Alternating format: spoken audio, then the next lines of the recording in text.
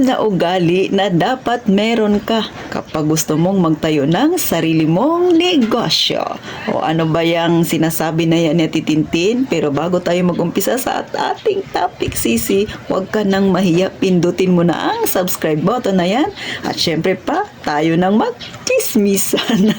Pero syempre, yung chismisan natin na ito, makakatulong ito ng malaki lalo na sa mga mag-uumpisa pa lang ng kanilang negosyo. Kung ikaw ay empleyado ngayon, sana makatulong ako sa iyo, Sisi, kahit sa ganito kaliit na pamamaraan. O, ito yung 6 na ugali na dapat meron ka na ito naman ay sa abot ng nalalaman ko, mga kasari, ha. Kauna lang, hindi po ako magaling magpayo-payo, pero based on my experience, dapat meron ka ng ugaling ganito. Itong 6 na to, ano ba tinutukoy na Titintin? Number 1, syempre, bago mo pasukin ang isang negosyo na gustong-gusto mo, dapat mag-research ka. Magtanong-tanong ka. Especially sa mga may negosyo na, kunwari yung gusto mo sari-sari store. Siyempre, mag-research ka tungkol sa sari-sari store at magtanong-tanong ka sa mga may-ari. Paano ba sila nagumpisa? Paano ba nila pinasimulan? So, dapat meron kang kaunting nalalaman. Dapat may background ka. Hindi yung naisip mo lang, diretso ka na pamili, wala ka man lang nagtanong-tanong. Kaya yung iba madalas nagsasara. Kasi nga pag may dumarating na problema, hindi nila kayang harapin. Minsan medyo may kabigatan, kaya ang nagiging isip nila ay magsara na lang. So, isa yan sa mga dahilan bakit hindi nagtatagal din ang isang negosyo, dahil sa kakulangan nila ng pagre-research, kakulangan nila ng background sa negosyong gusto nilang pasukin.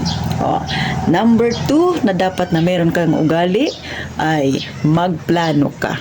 Pagkatapos mang mag-research, lahat na ay ginawa mo na, meron ka ng idea, syempre doon ka na sa pagpaplano. Anong klase ba ang gagawin mo? Anong plano ba? Anong negosyo ba ang papasukin mo, Sisi? Pag nakapagplano ka na, lahat ay okay na sa palagay mo, syempre, number 3 dyan, be ready para pasimulan ang iyong negosyo. Syempre sa pagsisimula ng negosyo, kailangan mo ng kapital. Maliit man yan o malaki, hindi pinag-uusapan yan as long as ready na ang iyong puso. Diba? Pero syempre sa pag-negosyo, may kapital talaga, may pera talagang involved yan. Pero katulad sa akin, hindi naman kalakihan yung naging kapital ko, mga kasari-sari. Pero syempre dahil matagal na akong nag-research, matagal na akong nagplano, kaya ang number 3 ko ay be ready sa aking sinimulang negosyo. Syempre, ang kapital ko kahit maliit ay go pa rin ako kasi nakahanda na yon, mga kasari. Pero yun nga, hindi ko lang may pagmalaki na malaki talaga ang aking naging puhunan, kundi napakaliit lang ang perang na ipasok ko, Sisi. Pero proud ako na ito na ang naabot ng aking negosyo. So, pang number 4 na tayo, mga kasari. Syempre, kung ready ka na sa iyong negosyo, nakahanda na ang kapital, mayroon ka ng lokasyon at sa tingin mo ay okay naman. Pang number 4, kapag nagsimula ka ng negosyo, be patient. Bakit be patient? Matuto kang mag-antay. Huwag kang magmadali dahil ang pagninegosyo, hindi pinag-uusapan yan ang isang ganun mo lang, mayaman ka na. Isang ganun mo lang, kikita ka kaagad ng malaki. Walang ganun, Sisi, ha? Kahit yung mga mayayaman na yan na nagninegosyo, nag-umpisa rin sila sa mababa, alam natin kung ano rin ang pinagdaanan nilang paghihirap bago nila napalaki ang kanilang negosyo. Kaya ikaw, maging mapagpasensya ka. Kasi lahat talaga ng nagninegosyo ay dumadaan sa ganyan, ha? Walang isang pitik mo lang, isang ganun mo lang, kikita ka na ng malaki. Walang ganun. Kailangan paunti-unti. Parang hagdanan yan, isang hakbang. Number 5 na tayo, mga kasari, na dapat meron ka nito kapag nag-uumpisa ka ng iyong negosyo. Be careful sa iyong mga ginagawa, sa iyong pagpapasya. Kunwari, meron kang naharap na problema, mag-ingat sa pagpapasya. Hindi yung, ito tama, itong aking desisyon na ito, ura-urada, yun na kaagad. Mali po yun. Dapat pag-isipan mo ng maigi, kasi syempre, para maiwasan ang pagkakamali.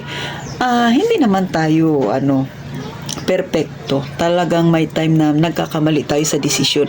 Pero dahil pinag-isipan mo ng maigi, syempre nagkakaroon ka ng plan A at plan B hanggang plan C pa yan. Kaya kung sa tingin mo ay hindi naman naging maganda yung una mong plano, syempre mayroon kang nakaabang pa na panibagong plano.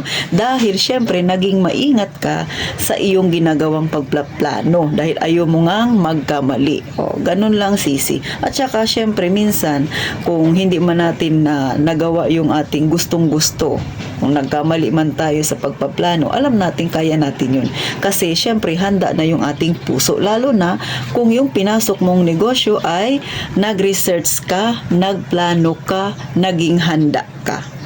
Isa na yan sa nagiging malakas nating kakampi para ipagpatuloy, para hindi tayo malubog sa kung ano man yung ating negosyo. Diba? Kasi kadalasan sa totoo lang, pagka hindi ka handa talaga sa pagninegosyo, kadalasan kung hindi man nagsasara, nalulubog ang negosyo, nalulubog sa utang o kung ano-ano pa.